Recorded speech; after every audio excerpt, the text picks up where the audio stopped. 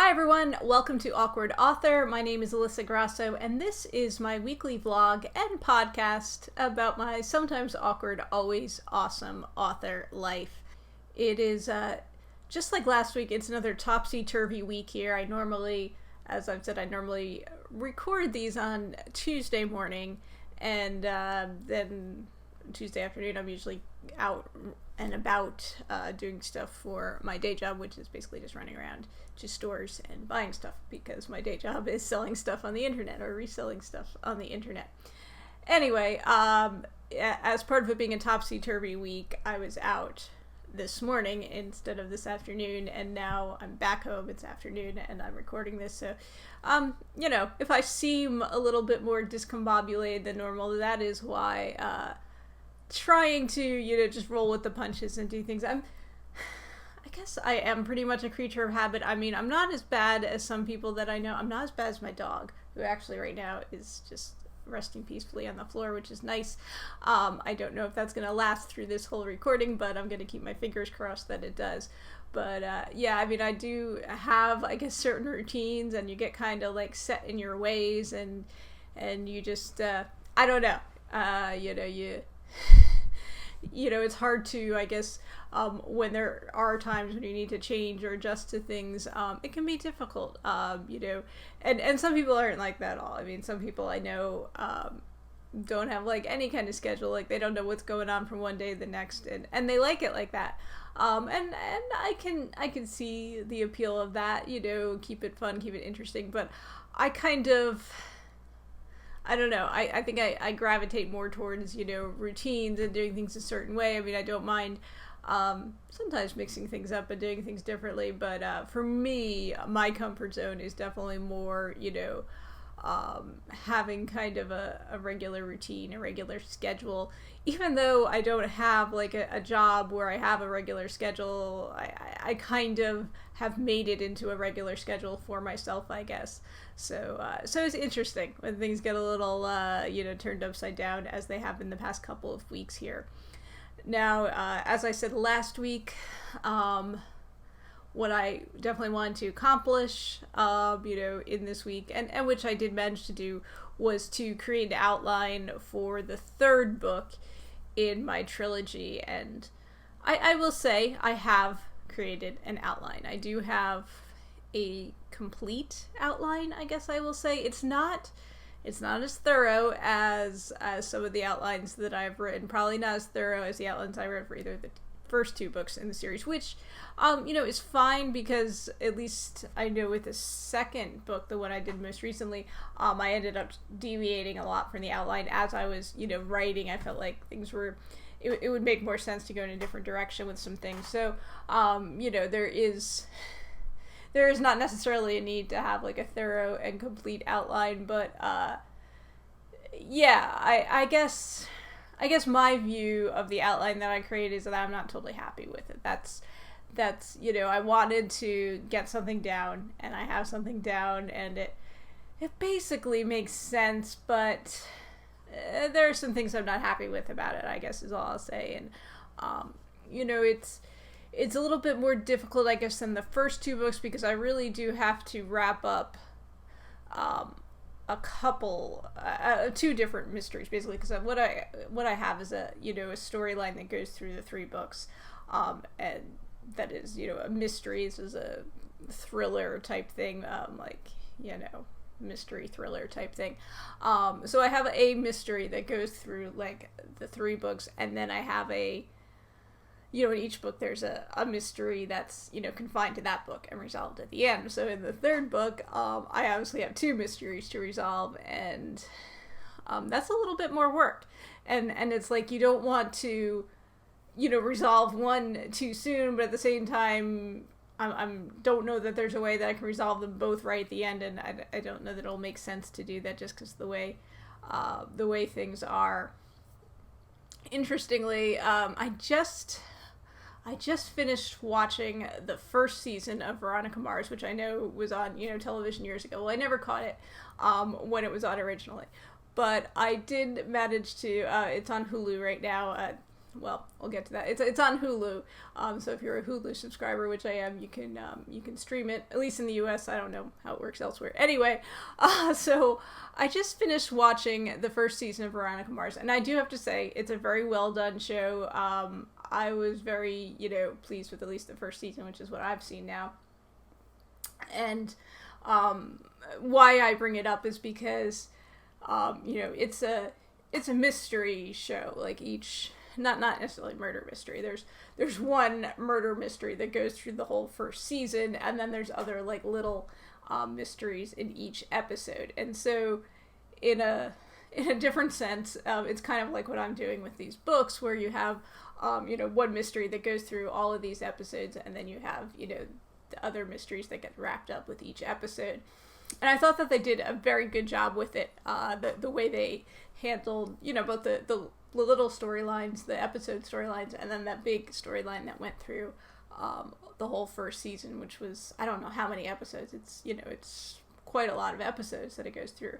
And there were points where I was like, okay, like, it seems like the mystery is kind of getting wrapped up now, and then be like, oh, they throw a twist in there. So, it was good. It was very good, the way that they did it, and, even in the last episode, making you think one thing, and then, throwing a little bit of a curveball in there. So, like I said, I'm very happy with that. Now, I've heard rumors. See, the reason it's on Hulu now is because they did I don't want to say a reissue, but they did a fourth season. There's 3 original seasons when it originally aired on television, and then I guess Hulu picked up the rights to it, and so it's some years later now, and they're putting out a season 4. And what I've heard, I'm trying to avoid spoilers here, but what I've heard from rumors on the internet is that the 4th season has a very disappointing ending, and people are very unhappy with it. And I've heard people saying, like, watch the first 3 seasons, but don't even waste your time watching the 4th one, because you'll just be disappointed. So it's like, wow. Now I kind of want to see. I don't want to jump ahead to find out what happens in season 2 and 3, but now I'm kind of curious, like, will I watch season 4? I don't know. I kind of want to, like, find out the spoiler beforehand, which is weird, I know. But anyway, I got off track there talking about Veronica Mars. But the whole point is that, it's given me stuff to think about as I work on this trilogy, and, trying to map out things in a way that makes sense. I mean, for me, too, the difficulty is, with having, like, a story in each, a mystery in each book, that's definitely the primary focus for me. And do I have enough information to keep people interested in the bigger mystery as I go through the 3 books? It's something I'll probably go back and work on a little more as I do some edits on these books. But again, I want to first get done, a first draft of all 3 before I go back and do that. So anyway, that's the challenge I guess I'm facing right now. So I have started doing a very small amount of writing on the 3rd book in the trilogy, and I don't even know what my word count is. I mean, it's maybe 1,000 words, 2,000 words. It's basically nothing, because I spent most of my time working on the outline, and only just yesterday, started doing a little bit of writing on it. So, yeah, I think more so than the other books, I'm kind of incorporating some of the storyline, some of the mystery from at least the previous book in this one, and maybe, well, I don't have it really in the outline that I would have the first book, but there is some stuff that carries over, at least in the beginning part of this book, from the last book. So we'll see if it stays that way as I end up going back and doing my editing, but at the moment that's how I have it. So that's where I am writing wise. Definitely for me a challenge doing a series. This is my first series that I'm working on, and it's a different beast than writing a single standalone book, which is all I've ever written before. Because in a single book, everything is in one book. You write that book and then you're done, and you don't have to figure out a way to paste things in such a way and connect things between 3 different books, which is for me a little bit more of a challenge, I'm finding. So anyway, I will obviously keep you posted on what's going on with that and how that's working out. I guess the other thing that I have done writing wise, well, again, it's something. I think I've mentioned before that I'm working on a collaboration project. I actually have, you know, 2 ongoing collaboration projects, although this one is one, it's just 2 of us working on it, and then the other collaboration project is with this person and one other person, another author that I know. So, you know, and this is someone I know in real life, you know, IRL, a fellow author. And so we've been in some different groups together, and, you know, we've both been published as young adult authors, and she's also a picture book author. And so this is actually an adult project we're working on, an adult thriller. And we have been, you know, slowly working on. We've been working on this for years. And part of that is, well, we both have other things that we're doing, you know, our own lives. So this is kind of like a side thing for us. And so we've been moving kind of slowly along with it. And so it has been my turn now for like a couple of weeks now to get something, you know, get my next chapter written. We're just going back and forth doing chapters. So, yeah, I worked on my next chapter, which I think I'm going to go back and fix some because I'm not really totally happy with how it came out, and maybe just rewrite the whole thing. I don't know. But, you know, at this point, we're getting pretty close to being done with the book. We're kind of racing to the big finish. Well, we're not racing. Let me be clear on that. We're taking our time and moving at our own pace to get to the finish. But our characters are racing to the big, you know, grand finale type thing. So it's an exciting point of the book, and you know, I want to make sure I have the pacing right and that everything kind of works. And yeah. So that's something else that I've been working on writing wise. But otherwise, I really haven't been doing too much with the writing stuff. As I've said, I'm not doing any marketing of my books right now, which is crazy, I know, but I really want to wait until I have, you know, this new trilogy out there, so not until the new year will I really dive back into doing marketing. And without marketing, it's really tough to sell books. It's tough to sell anything without marketing, honestly. You know, the days of, you know, products that sell themselves, I don't know if that was ever a thing, but the days of that, at least for, you know, especially a small time creator, are long gone, if they ever even existed. So yeah, that is something that I think about too, because basically all the ways that I make money basically involve selling something one way or another, and all pretty much selling things on the internet. So and I will say, like, my main business, my day job business, I can do that without any form of marketing because of what I do. I mean, I won't say there isn't any marketing, but I'm taking advantage of marketing that other people are doing. So, you know, that works for me that way. As far as, you know, other stuff that I do, I have some like different print-on-demand businesses.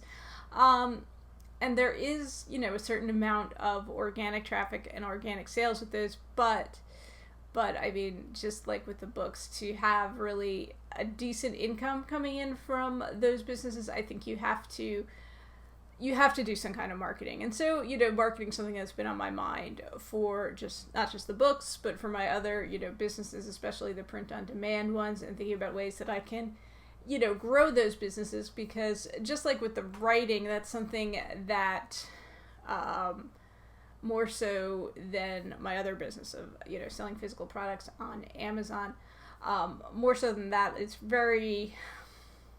I can do it from anywhere. It's like location independent, and I'm not limited to different like times and schedules, and, you know, I can kind of do things whenever, which isn't really the case with my other business. I mean, there's definitely a certain amount of freedom with it. I'll say that. I mean, it's not like, you know, it's not like I'm going and punching a time clock or something like that. And so I do appreciate that aspect of it. There's a lot of it that I can do from home, which is, you know, very nice too. But yeah, it's something that's been on my mind, is trying to figure out a way to increase the, you know, people talk about passive income. I don't really see either these kind of businesses as a passive income business, because I think you still, you got to do something one way or another. You got to market stuff, or you got to put new content out there or whatever. But it's more passive, I guess, than some businesses, and there is, I think, a passive component to it. So like not all of your income that you have coming in is going to be, there's going to be a certain amount that's passive, I guess is what I'll say. So anyway, yeah, marketing has been something I've been thinking about, and it's interesting. Again, going back to that, Veronica Mars thing, which I was talking about earlier, like I saw, again, like I keep seeing things about this on the internet, and I saw someone talking about, complaining about like the 4th season that they watched it and they were very unhappy about it or whatever. And somebody on Twitter had like made, with like GIFs or whatever, some kind of comparison of how like, everyone who watched it, like Veronica Mars fans who watched it, were all like complaining and hated it and stuff like that. And meanwhile, there are all the people that are doing the marketing for the show, the, people who are involved with the creation of the show, Hulu, whatever, who are like, trying to kind of like combat this like negativity with like, positive spin and trying to continue to drum up interest for, the show, which, I mean, I'm guessing just by how many people I've seen talk about it, it actually did well for them because a lot of people watched it. But now you're at the point where, the people that were all going to watch it as soon as it came out have watched it, and they're unhappy, and so, you're trying to get more people, interested in the show, and that may not happen, just with, the reaction I'm seeing online. So it's interesting, there's some damage control that they're trying to do, but I don't know how well that's going to work out. Meanwhile, there's other stuff on the internet. Like last night I noticed, there's like a big war, like a chicken sandwich war, I guess we'll call it, between, I don't know, I can't even keep these, I mean, these are all like restaurants I've never even eaten at, like Chick-fil-A and Popeyes and I don't know, like Arby's. I don't even know. I don't know all these places, and they're all like basically, fighting over who's got the best chicken sandwich and who's funding the best political causes and God knows what. We live in interesting times, is what I'll say. Yeah, I'm getting to the point in my life where I'm getting a little bit older, and so you like remember things, which like younger generations aren't even aware of. I mean, I saw something on the internet recently where somebody was talking about like, what did you call the television remote in your house when you were growing up? And like, I saw people like my age commenting like, the what? Like, we didn't have a TV remote. That was not something we had back then. But anyway, yeah, it's funny. I was in the store today and I just had like one of those moments where I was actually buying like groceries at this point, and I was like bagging stuff, and the cashier, said to me whatever the total was, and I handed her my credit card, because that's what we used to do, not even that long ago, like, I don't know, a few years ago, you handed a cashier your card. Well, that obviously isn't how you pay anymore. I mean, we don't even swipe anymore, it's a chip, and you gotta, put it in the thing yourself, or you're tapping, or you're using your phone, or whatever. It's strange, because, like, me and the cashier was just talking about, like, how much things have changed in such a short amount of time. And she's like, yeah, like, I can remember when they didn't even have a magnetic strip on the back. I'm like, oh yeah, I know, like, my first job as a cashier, we didn't have, like, we used, like, these, like, stamper things with the carbon paper and everything like that. I mean, it was crazy times. In fact, I worked at it was an outlet store for Macy's, and I'm sure this can't be the case anymore, but when you got a Macy's card back in the day, they didn't expire. So, people just had the same card they got, even if they got it in like the 1960s. This was like the mid 1990s when I was like working there, and in fact, I think it was in New Jersey, Macy's was Bamberger's. Like, that doesn't exist anymore because all the Bambergers became Macy's, and it was Macy's in New York City. Anyway, so people would have like this Bamberger's card, and it wasn't even like a standard size credit card. It was like a little bit shorter and like narrower than a regular card, and I mean, there was no thing you swiped or anything like that. You just, you put it in the machine and that's why it's got those raised letterings on it, so you could use it with the carbon paper and stuff like that. Yeah, so, like, that's how we used to do credit card transactions. And now we got these little computerized chips, and the world's gotten very high tech now. And I don't remember what I was even talking about. I think I was just talking about chicken sandwich wars, and I'm just rambling about stuff, I guess. Because the world has changed a lot in many ways, and yet some things I guess haven't. But it's interesting times that we live in. So, we can have fast food companies arguing on the internet about who's got the best chicken sandwich. But at the same time, that same technology is enabling me to do what I do. It's enabling me to, write and publish books myself, which obviously you could do back in the day, but it was a lot more work. It enables me to make a living, selling stuff on the internet and, selling different products, print on demand things that I've designed on the internet. So it's pretty cool in many ways. It's got its upsides and it's got its downsides, just like anything. But me just being an old geezer here and thinking about how things were back in the day, and not necessarily things that I want to go back to, just how much things have changed in a relatively short amount of time. And so I think on that note, I'm going to sign off, and I will be back to talk to you again next week. I will let you know what progress I've made on my book. That's basically what I have on my agenda, besides the other things that I do. But I want to hopefully have made a dent in this book when I talk to you next time. And like I said, I just started writing it, so there's not much progress made. But hopefully I'll have made some progress by the time I catch up with you again in another week. I have not set for myself any kind of deadline or goal for when I want to be done with this.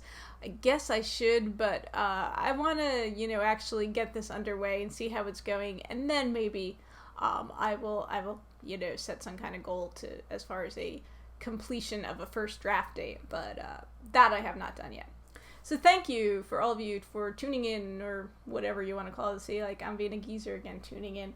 What does that even mean nowadays? But thank you for listening and watching to Awkward Author. As I said, I put out these episodes each week just talking about my awkward author life and rambling about, I guess, whatever I feel like rambling about.